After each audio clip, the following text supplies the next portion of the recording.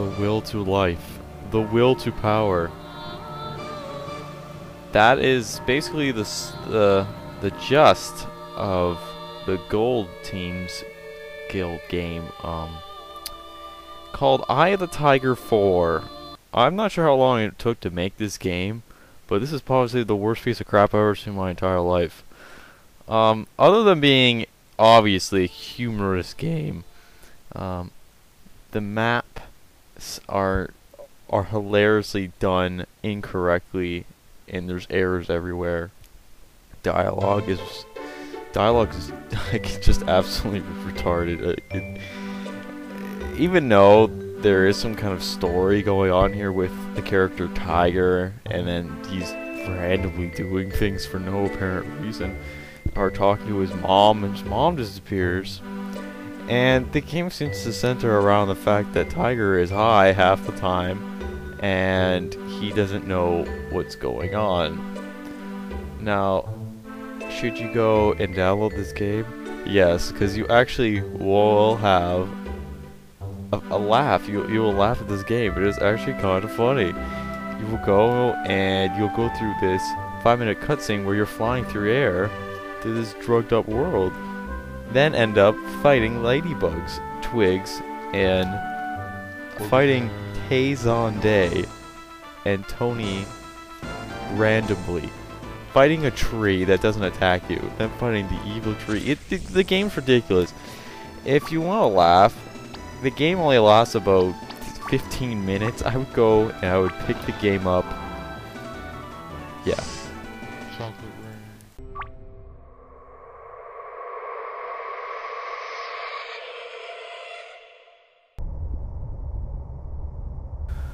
Next game is called Shadows, and this game is, I have to say, very different from normal RPG Maker XP games, because there is no battling. It is just a lot of puzzle solving, and kind of action takes a back seat in this game, where you basically are exploring this castle. You wake up in your bed, or whoever's bed, and you're not really sure what's going on. The door is locked. You try to get open, and there's a little girl following you. You're looking around. It's a lot of puzzle solving, and I have to say it is very original. It's original. It's a different kind of game. It only takes an hour, 40 minutes to beat the game. The game is moderate. It's not that hard, but it's not very forgiving either. You know, it's just a lot of going around castles and interacting with objects and items. There's even a lot of cool, like, little extra things, like there's a part with the mirror, and you flick the guy the nose, and the mirror does something pretty cool. You're in the neighborhood to play a quick puzzle game, adventure game. This is definitely a game you have to go and download right now, because this game is troll games in general. Yeah, so if you're in the neighborhood, go pick this up, because it is good. Very good.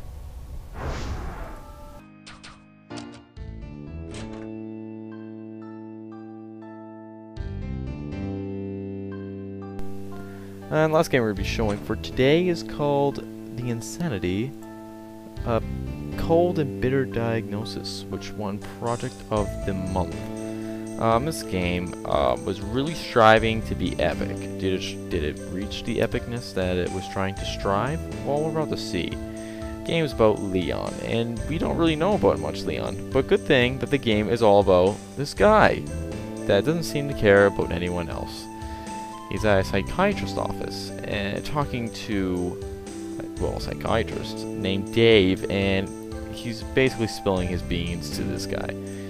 And the chapters are split up of parts of his life, and that's an interesting concept. I'm not gonna lie, that's an excellent thing I have never seen before in my life. As for the dialogue when you're talking to Dave as Leon, the game seems like it's trying to be too smart for its own good. You start chapter 1 when you actually have to move your character when you're a young boy and you're playing hide and seek with your friends. Personally, I wish I didn't have to do this because it's kind of tedious. Like, I couldn't find the people. But whatever, you know, it's just childhood, and you figure out stuff about, you know, the house and whatever. And you figure out a very important cliche that your father's a drunk, and that totally affects the game and how you and why you are the way you are. So a specific incident happens, and you have to move in with your aunt, and then, you know, la-di-da-di-da. Then you finish that chapter, and you go on to the next chapter. And that's kind of how the rest of the game goes. You're basically going through chapters of your life, which is very cool. What a great concept. It's nice to see something new. Chapter 2 is basically you as a teenager, and you start off in high school. And it seems that this must be based in Japan or something, because everyone's wearing a Japanese school uniform anyway. So because some stupid reason you're an outsider because everyone is gay at school, and you are an outcast basically. And then all of a sudden, random guy comes and helps you. His name is Aaron. He helps you fight the guys that are beating Leon up. So then you go right to fighting. Then you are given a kind of a battle system where Advance Wars. You have a tile, and you click your guy, and you move, then you attack. Yeah, very cool. I don't know if this is even necessary for only 2 characters for the game, and you basically only have 2 characters for the game in general. The strategy is it doesn't work because you end up getting trapped sometimes, which I found anyway. Also, Leon seems to be way overpowered because every time I played, Aaron constantly dies. It does not take away as much as Leon. And I don't understand, because Aaron seems to be such a cool guy and like he helps you and stuff, but he dies every time you try to do anything. So this kind of like unbalanced type of character sheet that they have is kind of odd. Even the first level, you can die. You have to be so strategic. You need to know exactly how the computer is going to fight. Playing the second time around, you can kind of know where they're coming at.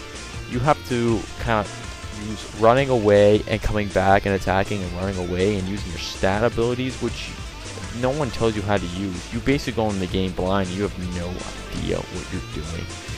And any reason why Leon's attack is stronger than his claw attack is kind of outrageous. Then here comes the most outrageous part. Chapter 2 continues, and you go to this fighting arena place. You're not even sure why you're here or why you're going and why any of this even matters, because I don't understand what is going on. So you're there, and oh yeah, we want to fight, dog. So you go and you get registered, and everyone's like, oh, new blood, Anyway, your first fight. Absolutely the most difficult part of the game. It is so difficult to fight 4 guys with over 3,000 health, and your guys only have 2,000 health. You obviously die the first time, because then at that point you realize, oh wait, I have so many items. The items are actually clever names, like painkiller as health and caffeine pills and whatnot. Before you start any match, you're like, you can actually go and buy items. Well, funny story, you can only actually buy 1 other item because you don't have enough money to buy another item. You win your first fight. You don't win that much money, and because of that, you don't have enough items to go and fight the second match. So the second match is very difficult.